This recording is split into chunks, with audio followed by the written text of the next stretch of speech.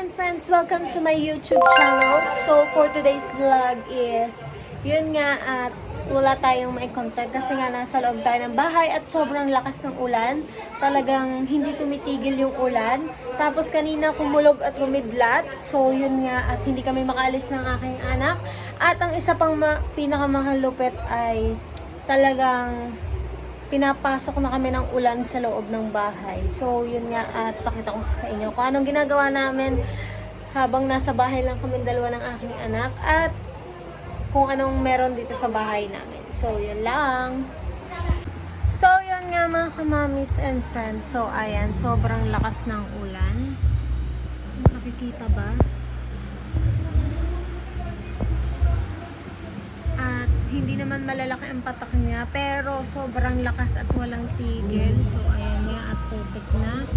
So, yun nga mga kamamis and friends. And, hindi kami makalabas at makagala ng aking Junakis. Kasi nga, sobrang lakas ng ulan. So, ay! Yung kamay ko na dumihan pa, dumi na ng bahay. So, yan ang aking anak at dumedede nga at nagutom na. Say hello! So, yun nga at pakita ko sa inyo kung ang bahay namin ay ang bahay namin ay natutuluan na ng ulan. So, yun nga mga kamamis and friends. So, andito kami at may charan! Ayan, may planggana. Kasi, alam niyo kung bakit? Tumutulo yung kisame namin. Ayan, yung malapit sa ilaw at saka doon. Yan.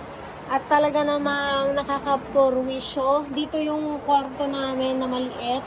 At nakataas nga yung kama namin. Kasi nga sobrang lakas nung sobrang lakas ng ulan. At talaga namang hindi tumitila mga kamamis and friends. So, sana soon mapagawa ko din yung kisame namin. So, as of now, tiis-tiis muna tayo mga kamamis and friends. So, yun nga. At ang baby ko ay tawas ng duwende. Hindi tayo makakahiga dito. So, baka siguro mga kamamis and friends, so baka dito kami matulog dyan. So, iinisin ko na lang yan, yung laruan ng baby ko. Ito yung pinakasala kasi namin. So, siguro, imisin ko na lang at dito ko ililipat yung kama. At yun nga, talagang tumutulo doon. Tiningnan namin sa kisame, talagang sadyang wala na kailangan ng paltanong yero yung pinakabubong namin. At kasi nakailang kapit na din yon guys, na lagyan na namin ng Bulkasil. Talagang pag sobrang lakas ng ulan, walang nagagawa ang Bulkasil. So, yun nga at eto lang, nandito lang kami dito sa bahay at hindi kami makalabas. Gusto namin gumala na at magalagala sa mga pinsan ko.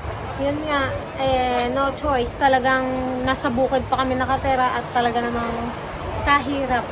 Pati sasakyan dito mahirap din. So, yun nga. Nagtatricycle lang ako pag pupunta ko sa mga pinsan ko. Yan. So, yun nga at ano pa ba? Wala lang kasi wala akong content. Hindi pa talaga ako, talagang ang hirap pala mag-isip ng content mga kamamis and daddies. Nga pala at nung isang araw hindi ko napakita sa inyo, naglaba ako. Bigla namang umulan. So yun, ang bedsheet ko ay namaho. Tsaka yung damit kong ayan, nilabhan ko yan. Talaga namang sanay wag mamaho. Pero yung iba kong damit na nilabhan, sobrang namaho at nakalimutan kong lagyan ng suka. Kasi nga, wala na kaming suka. So, yung suka nga, guys, nakakawala din ng baho. So, hindi daw mamamaho. So, na-try ko naman, effective siya. Pero nga, nagkakaumulan at hindi ko nalagyan ng suka yung mga damit namin. So, yun nga mga kamamis and friends. So, balikan ko kayo. So, I'm back mga kamamis and friends.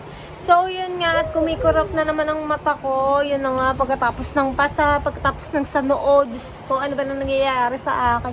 Ay, nagkaroon ako ng ganyan kilitiw. Ayan, oh. Kung nakikita nyo, sobrang sakit. Buti hindi siya pagampaga. Nak, no. Buti hindi siya pagampaga. So, buti na lang ganyan lang. At sana wag nang lumaki pa. At talaga namang ang sakit pag pumipikit ka at yung nadadali mo ng kamay mo. So, ang sakit, sobra. Bakit kaya ako nagkakilito? Hindi naman ako naninilit. So, ayun nga. At hindi ko na alam kung anong iba-vlog pa. Kaya, mga kamamis and friends, tulungan nyo ako kung anong magandang i-vlog. Siyempre, si Kuya Dang TV nyo, bihira nating makasama. Kasi, sobrang busy din yung tao. At kahit sabihin natin magkita na kami ni Kuya Japper Sniper, nagkakataon na busy si Kuya Japper, busy si Dang, at or kaya busy naman ako. O, tapos yung mamimit ko si Lovely, hindi pa kami makapag-meet kasi nga busy din silang dalawa, tsaka nagtatrabaho si Lovely kay Kuya Japper Sniper. So yun nga, at baby, no! Don't go! Oh, come here. So, ayan, close mo, no? So, no! Opo. So, yun nga mga kamamis and friends, at nag-lunch na din naman kami kanina. Ang nilunch namin ay sinigang na hipon, bigay lang ng nanay. So, yun nga. Binigay lang, syempre, tipid-tipid din. So, wala kami ulam kasi at di kami makabili ng ulam. Kasi nga, bumabaha din sa part dun sa palabas sa amin. Kaya, ang hirap. So, baka mamaya mag-grocery din kami ng kaunti lang, syempre. At wala na ding essential ang baby corn namin. Kasi nga, nauubos. So, kailangan niya yun. Tsaka, kaunting pagkain lang, ganun. So, maglalaro muna kami ni Kern. Samahan niya kami. So, yun nga mga kamamis and friends, nagyakad ang aking anak na makapaglaro ng bola. Everyday routine namin to yung naglalaro ng bola. Let's go! Come here! Dali! Shoot! Shoot the ball! Oh! Ay! Wait, mami na. Okay, let's go! Oops! Dali! What's your other sleeper? Shoot! Hey! Uy! Uy! Mommy will shoot. Mommy will shoot the ball. Hey! Give it to mommy, the ball. Really? Catch!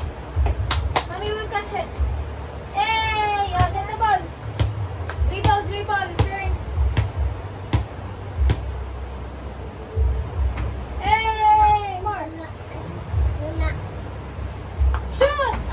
Shoot! Yay! Go!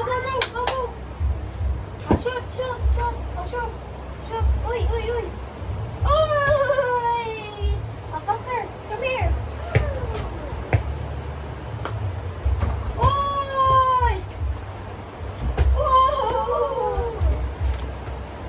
Uy! More! Okay lang? Uy! Shoot si mami! Dali! Shoot! Hey! More! Mommy! Hey! Sorry! Oh, ball! Dito ka lang, carrots daw. Ball! Hey!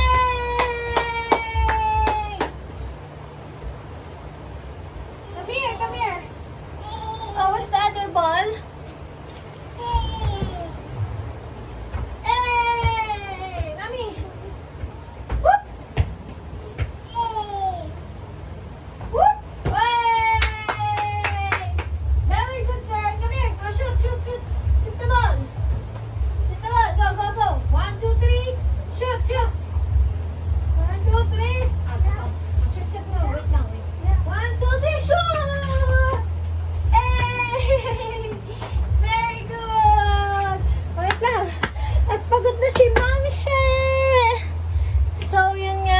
Mami, at nakakapagod talaga.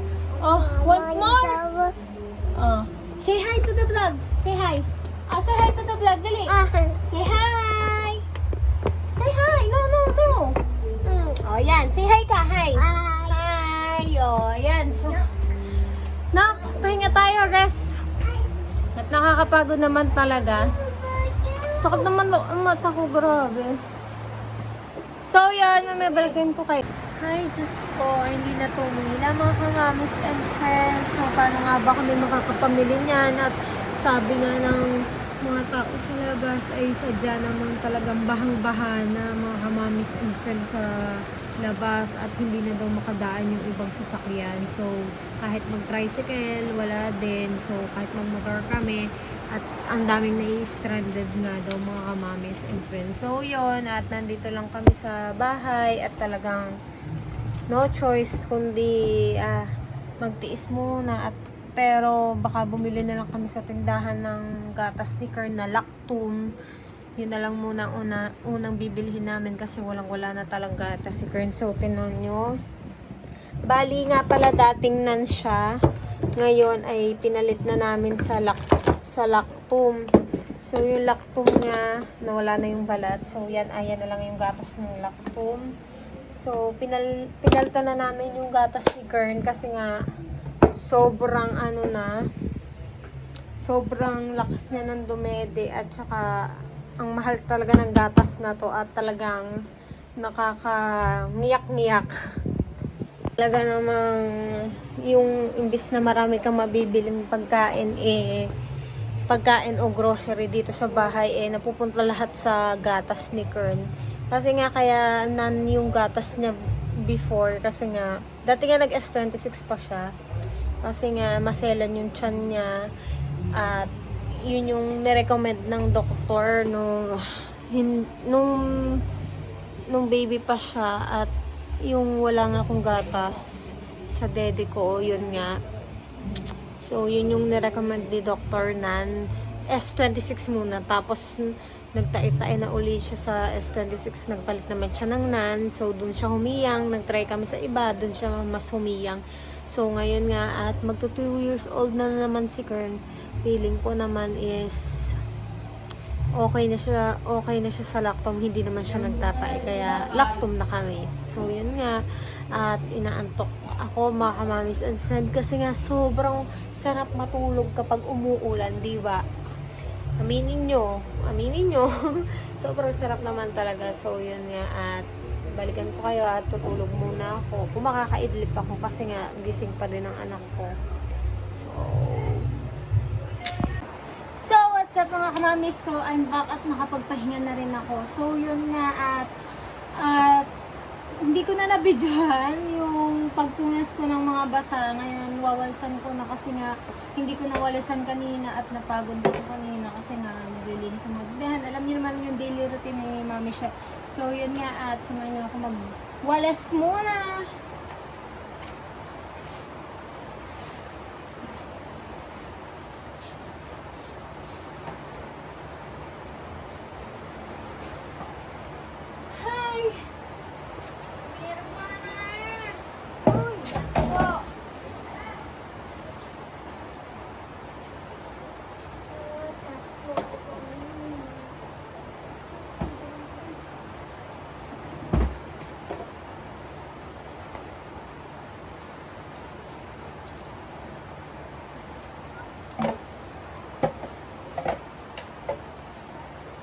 Yan.